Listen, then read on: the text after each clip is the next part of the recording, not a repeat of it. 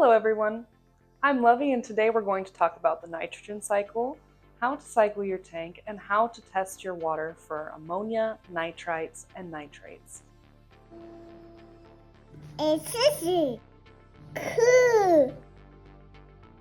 Learning about the nitrogen cycle and how to cycle your tank is the most basic foundation that every beginning fish keeper will need. If you've ever been onto an online forum such as Reddit and you've asked for help in any kind of aquarium community, you're always going to hear, is your tank cycled? What are your water parameters? Well, what does that mean? I'm going to explain about all this and more, so let's hop right in.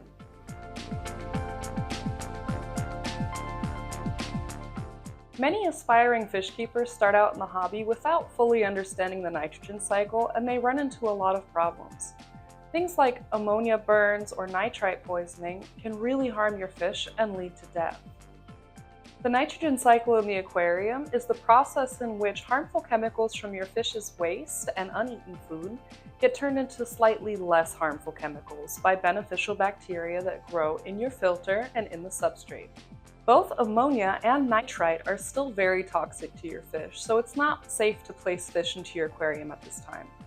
First, we have to wait for the next bacteria to form, the bacteria that turns nitrite into nitrate. Nitrate, or NO3, is less harmful to fish and can be removed with regular water changes.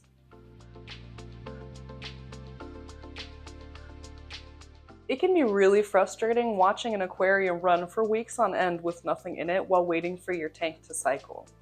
However, if you don't cycle your tank, then you're going to have problems later on with the health of your fish.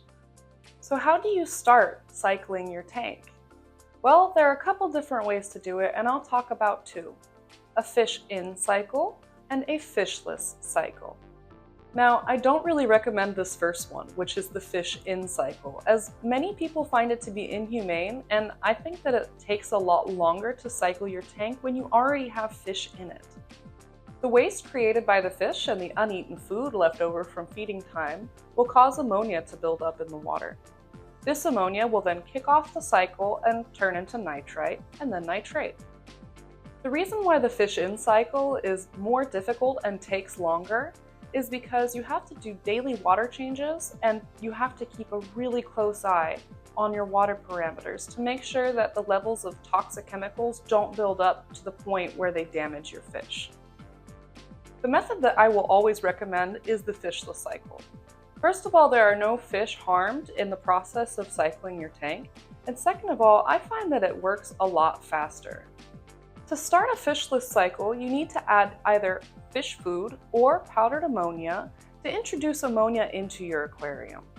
By doing daily water tests, we can keep an eye on how quickly the ammonia builds up and then turns into nitrite and then turns into nitrate.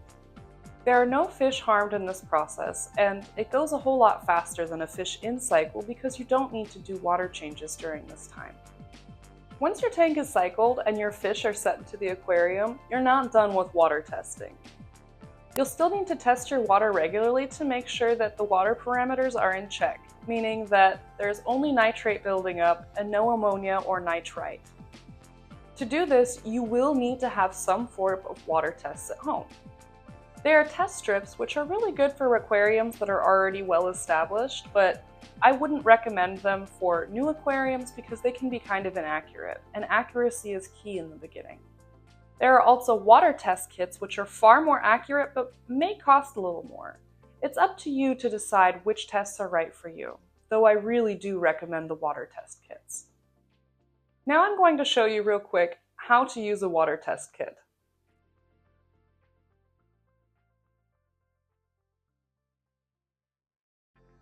So I'm going to start out by showing you the basic components in every drop test kit. Your testing kit should include glass vials, a syringe for pulling up and measuring the water, powders and liquids for testing, and of course, the book with a color key to compare your test results to. Today I will be testing for ammonium, nitrite, and nitrate. I'll show you the nitrite test as it's the fastest one that I have. Begin by using the syringe to accurately measure the amount of water that you need for your test. Some tests require more or less water. Next, add the water you collected into a glass vial for testing.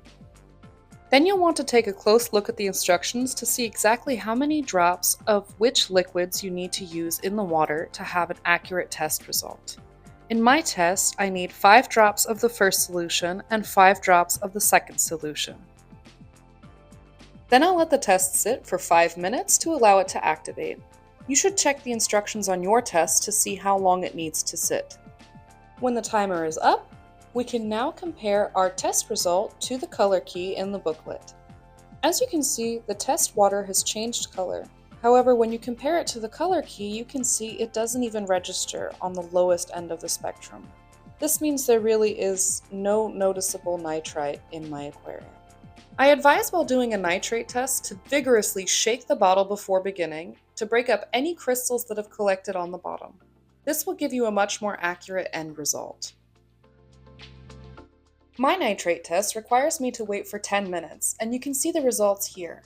The test water has changed colors, so there is some nitrate. However, the levels are so low that I don't need to do a water change on this aquarium yet.